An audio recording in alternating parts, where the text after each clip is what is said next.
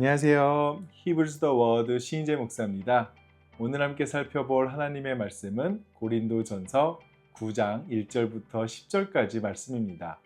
그 중에 10절 말씀을 제가 한번 읽어보겠습니다. 오로지 우리를 위하여 말씀하심이 아니냐, 과연 우리를 위하여 기록된 것이니 밭 가는 자는 소망을 가지고 갈며 곡식 떠는 자는 함께 얻을 소망을 가지고 떠는 것이라. 아멘. 오늘 본문은 갑자기 바울이 자신의 사도로서의 권리를 변호하는 것처럼 보이는 내용이 나옵니다. 어제까지는 분명 우상제물 문제를 다루다가 주제가 갑자기 바뀌었나? 라는 생각이 들 수도 있을 텐데요. 사실 우리는 이 두 본문을 자연스럽게 연결시켜서 읽을 수 있어야 합니다. 8장에서는 바울이 강한 자들에게 권리를 포기하라 라고 권면했죠. 그러면서 바울은 내가 형제를 실족하게 한다면 나는 영원히 고기를 먹지 않겠다라고 강하게 주장했었습니다. 그런데 그런 결단이 그냥 말로만 끝난다면 고린도 교회 안의 영적 엘리트들이, 강한 자들이 과연 그 권면을 받아들였을까요? 그래서 9장은 바울이 그 결단을 자신의 삶으로 어떻게 살아냈는지를 보여주는 하나의 증거로 볼 수 있어야 합니다. 어떻게 바울은 삶으로 그 결단을 보여주었는지 한번 본문을 살펴보도록 하겠습니다. 오늘 말씀을 보면 고린도 교회 안에 바울의 사도권을 의심하는 사람들이 있었습니다. 그런데 그 의심을 하게 된 이유가 굉장히 흥미롭죠. 본문에서 바울이 주장하는 내용을 토대로 바울이 다른 사도들과 다르게 사례비를 받지 않았기 때문에 사도권을 의심한다라는 것이었습니다. 왜냐하면 베드로도 주의 형제들도 다른 사도들도 모두 사역의 보수를 받았다라고 말하죠. 그런데 바울만이 자기 손으로 노동을 하며 텐트를 만들면서 생활을 이어나갔습니다. 이런 모습도 우리는 당시 사회의 시선으로 볼 필요가 있습니다. 저희는 1세기 그레코로만 사회에서 유력한 철학자나 교사들은 부유한 후원자의 지원을 받는 것이 당연하다라는 내용들을 살펴봤었는데요. 이것이 사회적 성공의 척도였던 것이죠. 그런데 바울은 천막 만드는 육체 노동만 또 고집했다라는 겁니다. 그렇기 때문에 지위와 명예를 중요하게 여겼던 고린도 성도들의 눈에는 바울이 뭔가 비천한 노예처럼 보였을 것이라는 거죠. 사례비도 받지 못하는 모습이 진짜 사도가 아니다라고 보여줬던 겁니다. 그래서 바울은 1절에서 이렇게 말합니다. 내가 자유인이 아니냐, 사도가 아니냐, 예수 우리 주를 보지 못하였느냐, 주 안에서 행한 나의 일이 너희가 아니냐. 자신이 자유인이고 사도임을 반문 형식으로 말합니다. 눈에 띄는 것은 여기서 자유인이 먼저 나왔다라는 건데요. 8장에서 강한 자들, 영적 엘리트들이 자신들은 자유인이라고 주장했었는데 그에 대한 답이 나도 자유인이야. 그런데 나는 자유인이지만 나는 이렇게 했어. 라는 방식으로 말하고 있다라는 겁니다. 바울은 자기 권리를 이렇게 설명합니다. 굳이 라는 생각도 들 수 있겠지만 권리가 없어서 못 쓴 거라면 본보기가 될 수가 없겠죠? 권리가 있는데도 자발적으로 그 권리를 포기했기 때문에 본보기로서 당당하게 얘기할 수 있다라는 겁니다. 나는 자유인이고 사도이기 때문에 모든 권리를 갖고 있지만 그 권리를 포기했어. 이런 의미가 될 수 있다라는 것이죠. 그렇다면 자유인이고 사도로서 누릴 수 있었던 바울은 과연 어떤 권리를 포기했을까요? 그것이 4절부터 6절까지 나와 있는데요. 제가 읽어보겠습니다. 우리가 먹고 마실 권리가 없겠느냐? 우리가 다른 사도들과 주의 형제들과 게바와 같이 믿음의 자매된 아내를 데리고 다닐 권리가 없겠느냐? 어찌 나와 바나바만 일하지 아니할 권리가 없겠느냐? 먼저 바울에게는 먹고 마실 권리가 있었죠. 이것이 공동체로부터 재정 지원을 받을 권리를 말합니다. 그리고 결혼해서 아내와 함께 다닐 권리도 있었다라고 말합니다. 그리고 전적으로 사역에만 몰두할 수 있게 일하지 않을 권리도 있다고 말하는 것이죠. 그 당시의 상식적인 이해로는 한번 7절을 보시면 잘 알 수 있는데요. 누가 자기 비용으로 군 복무를 하겠느냐? 누가 포도를 심고 그 열매를 먹지 않겠느냐? 누가 양떼를 기르고 그 양떼의 젖을 먹지 않겠느냐? 군인, 농부, 목자 모두는 자기 노동의 정당한 대가를 받는 것이 당연하다라는 겁니다. 누가 자기 돈으로 일하냐라는 것이죠. 그런데 바울은 그 상식과 반대로 살고 있다라는 겁니다. 하지만 바울은 의도적으로 그런 상식적인 세상의 방식으로부터 벗어나 있었다라는 것이죠.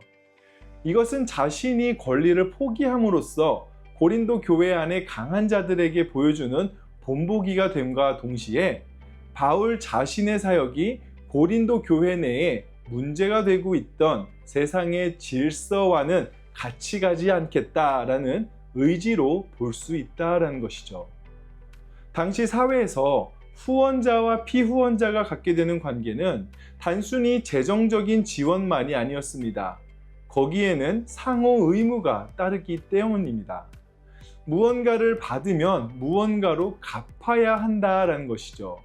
그래서 부유한 후원자에게 지원을 받으면 그 사람의 영향력 아래에 들어갈 수밖에 없는 구조로 되어 있었던 겁니다. 그러면 결국 고린도 교회 안에서 약한 자들을 대변할 수가 없게 되고 강한 자들의, 부유한 자들의, 힘이 있는 자들의 죄를 책망할 수 없게 되었던 것이죠. 그래서 바울은 의도적으로 그 시스템에서 벗어나고자 했던 것입니다. 노동을 하는 자신의 모습을 다른 사람들이 어떻게 보든 상관없이 그는 복음의 자유를 지키기 위해서 자기 손으로 일하면서 복음을 전했던 것이죠. 그렇다고 해서 바울이 사례비를 받는 다른 사도들을 잘못되었다라고 말하는 것은 아닙니다. 그는 8절부터 10절까지 본문에서 신명기 말씀을 인용하면서 곡식을 밟아 떠는 소에게 망을 씌우지 말라라고 말합니다. 일하는 자에게 그의 정당한 대가를 누리게 하는 것은 율법에도 나와 있다라는 것이죠. 하지만 여기서 바울은 고린도 교회가 가진 사정, 그 안에 스며든 세상적인 질서의 문제로 그는 그 권리를 포기했다라는 것에 중점을 두고 있다라는 겁니다. 그리고 바울은 그 권리를 포기함으로써 누구에게도 매이지 않는 자유, 후원자의 영향력에 휘둘리지 않을 자유, 복음을 타협하지 않고 자유롭게 전할 자유, 그렇게 성도들을 사랑할 수 있는 자유를 얻게 되었던 것이죠. 보통 많은 사람들의 생각이 내가 더 높은 곳으로 올라가고 더 많은 권리를 행사할 때 자유가 주어진다라고 생각할지도 모릅니다. 하지만 바울은 권리를 포기함으로써 진짜 자유를 얻는 모습을 우리에게 보여주고 있는 것이죠. 그래서 10절은 또 이렇게 말합니다. 오로지 우리를 위하여 말씀하심이 아니냐? 과연 우리를 위하여 기록된 것이니 밭 가는 자는 소망을 가지고 갈며 곡식 떠는 자는 함께 얻을 소망을 가지고 떠는 것이라. 밭을 가는 자에게나 곡식을 떠는 자에게는 열매를 얻을 소망이 있듯이 자신이 권리를 포기하는데도 분명한 소망이 있다는 것이죠. 그 소망은 분명 지금 당장에 누릴 수 있는 권리보다 그를 통해 하나님이 맺으실 복음의 열매가 더 크다라는 것입니다. 말씀을 마무리하면서 오늘 본문은 단지 목회자의 사례비 문제에 대해 말하지 않다라는 것을 생각해 봅니다. 더 근본적인 질문을 우리에게 던지고 있다는 것이죠. 우리는 우리의 자리에서 어떤 권리를 가지고 있고 그것을 어떻게 사용하고 있는가 묻고 있다는 겁니다. 사실 우리도 각자의 자리에서 정당한 권리를 가지고 있을 겁니다. 가족 안에서, 직장 안에서, 교회 안에서 우리에게 주어진 자리들이 있죠. 그리고 내가 이만큼 했으니 나는 이만큼 받을 수 있어. 내가 이 위치에 있으니 이런 대접을 받을 만해. 어쩌면 이런 마음들이 우리 안에 자연스럽게 있을 수 있습니다. 그리고 또 그것이 완전히 틀린 마음도 아니죠. 바울은 다른 사도들이 살해를 받는 것이 잘못이라고 말하지 않기 때문입니다. 하지만 본문이 우리에게 묻는 것은 혹시 그 권리를 끝까지 누리느라 우리가 더 큰 것을 잃고 있지는 않을까라는 겁니다. 형제를 사랑할 자유, 복음을 자유롭게 살아낼 자유, 누군가에게 매이지 않는 자유, 이런 것들을 잃고 있지는 않은지를 묻고 있는 것이죠. 바울은 그 자유를 위해 자기 권리를 스스로 포기했습니다. 그리고 오늘 본문 마지막에 바울이 말했던 것처럼 그 포기는 소망 위에서 한 선택이었습니다. 지금 당장 누릴 수 있는 권리보다 하나님께서 맺으실 복음의 열매라는 더 큰 것을 바라본 선택이었죠. 오늘 하루도 우리의 자리에서 그 소망을 보시기를 원합니다. 내 권리를 끝까지 주장하는 좁은 자유가 아니라 사랑을 위해 자발적으로 내려놓을 줄 아는 그렇게 그 넓은 자유를 살아내시는 저와 여러분 되시기를 예수님의 이름으로 축복합니다.